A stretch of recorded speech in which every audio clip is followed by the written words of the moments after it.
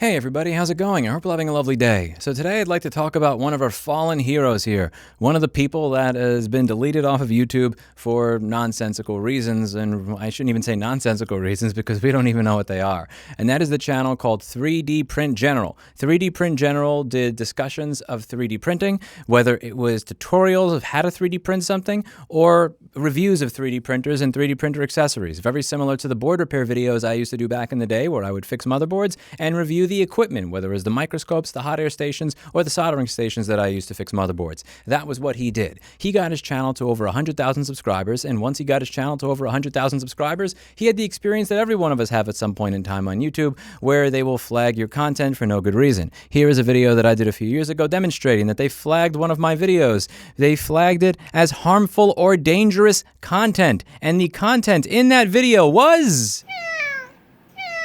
Every large content creator at some point in time gets kicked in the nuts by YouTube, where they say they remove the video because it violates community guidelines, such as hateful or harmful content, when that content is literally a cat meowing into a camera. A cute little loaf at that, by the way.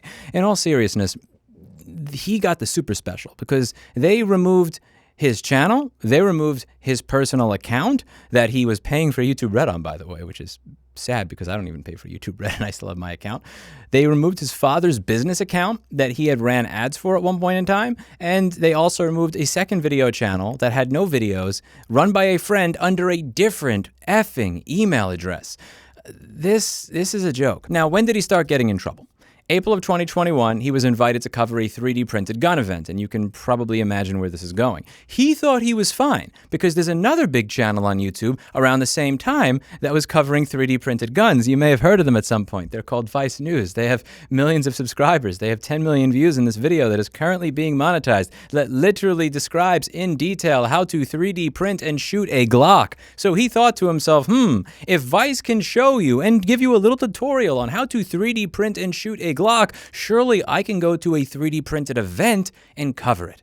He did. That video was manually reviewed. After getting manually reviewed by YouTube, it was monetized, and after that, they struck it. So let's just get this straight. YouTube has a feature where if a video is automatically flagged for something, you can have a human reviewer review the video. A human reviewer said this video is good for monetization, and then YouTube said, wait, that video violates our terms of service, and they struck it after a human that's employed by YouTube looked at that video and said it's okay. At this point, he said, you know what? I'm not fighting any of this shit. I'm getting married soon. I want to start a family. I'm not messing with my income stream. He deleted every single video related to a gun on his channel. They were all removed and deleted from his channel. Last month, he decided to do a 10-year documentary on 3D printed guns. It got over 450,000 views, and it was struck by YouTube. Now, again, this is one of those really confusing things where if they don't like the video because it's about 3D printed guns, why is Vice allowed to do a documentary video on the exact same subject with a 3D print and shoot a Glock? You would think if that's not allowed on YouTube, that this should not be allowed on YouTube either. Now, YouTube follows up by demonetizing his entire channel, claiming that firearm safety rules that were broken. None of these firearm safety rules were ever broken, and they cannot give a citation or a timestamp in the video as to where any of these videos broke that rule. Further, his video was really it was like a G-rated version of what you see in this Vice video over here, by a large margin. He eventually managed to replace the monetization that was lost when YouTube took away his monetization with a third-party sponsor that promised to fill in what he was making off of YouTube, which is, it's not a ton of money. It was $1,500 a month. And after he announces that he's replacing his monetization that YouTube took away with a third-party sponsor, they decide to delete his entire channel altogether. Just like that. Now, I've seen certain comments claiming that this channel does nothing but show you how to 3D print weapons, which Google says is against their firearms policy. Google has a firearms policy here where they claim that it is illegal to create content that shows you how to manufacture a firearm. So I decided to take a look at his channel, at least in the Wayback Machine, because I can't see what his channel looked like right now because it doesn't work. If you go to 3D Print General's channel, you get this. And when you take a look at it, this is what you get. 16 color 3D printing, 3D printer review, 3D printing review, flexible joints, AI can 3D print, the future of 3D printing according to AI, does LiDAR work, like this. Like, does this look like a channel that a school shooter is going to look at before they do something? Like, your honest vibe from just scrolling through this, does this strike you as the channel that somebody who wants to shoot up a mall is going to go to figure out how to do something at home? Or does this just look like some nerd putting together a channel on how to deal with 3D printers? Like, in your heart of hearts, what does this look like to you? Now, if you go to Twitter, you'll notice that if you @ Team YouTube, even if you have no followers, they will usually answer your questions within 10 minutes to an hour. However, if you ask Team YouTube, what happened to the 3D Print General channel? Can you explain specifically which firearm safety rules were broken and at what timestamp in the video so that we may know how to obey those rules into the future? Can you explain how his documentary or his videos are any more racy than this Vice video where they 3D print a Glock? They will not answer you. And this is one of the reasons that it is very important to understand that a lot of people think it is really cool to do YouTube videos as a career or as a job. This is not something you ever want to be doing as a job, because these people will delete your channel. They will delete your entire history from the internet just like that. It'll be like you never existed. It'll be like you never happened, and they won't even tell you why. You have nobody to be able to speak to. You have nobody you can communicate with one-on-one as a human being, regardless of how much money you make. You will hear this from people that have 10 subscribers, 100,000 subscribers, 2 million subscribers. They have no idea who to speak to when this stuff happens. The only thing that they do is they make a big enough of a stink until something actually happens or something changes. And here's the part that makes me sad. I'm in a group where people discuss these types of maker channels and stuff like this, where people are creating this type of content. And I'm not going to say the name because this is a private group. I don't want to say the name of the person who said this, but it's somebody that I really look up to. What he said is, this is why I keep doing other work. Being a YouTuber is not a secure career, especially when we do that dangerous technical shenanigans and let slip with bad words.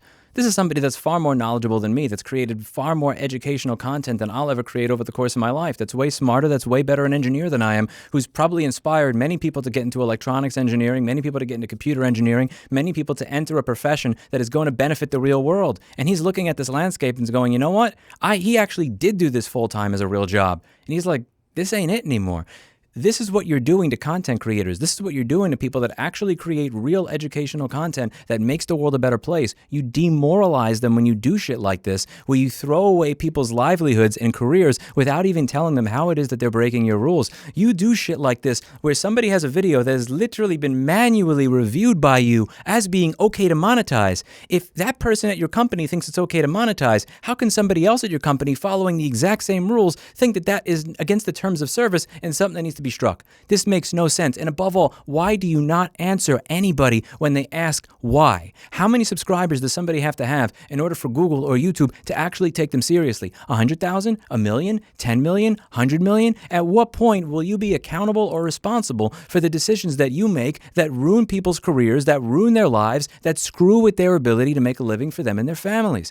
I am happy to say this stuff out loud because I don't use YouTube to make a living for myself or my family. If I make extra money from YouTube, great. If I stop making YouTube money from YouTube, I have a job. I'll do something else. I can't rely on this schizo system where an AI farts in the wrong direction, or you piss off somebody that's working in a cubicle that's reviewing videos manually. They click the wrong button and your career goes down the drain. This is something that really does need to be solved, because at this point in time, again, this guy got kicked off of YouTube.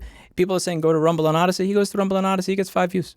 Just 10 views. Hey, people go to Rumble and Odyssey to hear people rant about Trump or political content or that type of stuff. They don't go there to learn about fixing motherboards. They don't go there to learn about 3D printing. The platforms are very, very small. They have a very small user base. Now, we here at the company that I work for right now, we're trying to work on a solution to this where if you are banned from one platform, when you use the particular application that we have, if you're banned off of YouTube, even if you're banned off of YouTube and the person subscribed to you, they didn't subscribe to you on YouTube. They subscribed to you. So they will still see your videos across all platforms. After you've been banned, it'll be a seamless transition. So anybody who's using that application will still continue to see you and be able to get your content, even if it's no longer on YouTube. And we want to make stuff like that popular, because this is really not like you got canceled on Fox, you go over to NBC. This is kind of like you got canceled on Fox, so okay, you can just, I guess, do your stand-up comedy skit in front of your house now and see how many people show up for it. It's unfortunate that's the world that we live in, but I hope that more content creators in the electronic space, in the creator space, hell, I hope more content creators that have the number of subscribers that I do are open to speaking up in defense of people like 3D Print General. Because here's what I'm telling you, here's what I can guarantee you is the case. If they can do it to him, they can do it to us. And if they're able to do it to him and nobody speaks up, who's going to speak up when they do it to us? That's it for today, and as always, I hope you learned something. 3D Print General, I'm with you. Whoever at YouTube deleted him, up yours. That's it for today, and as always, I hope you learned something. I'll see you all in the next video. Bye now.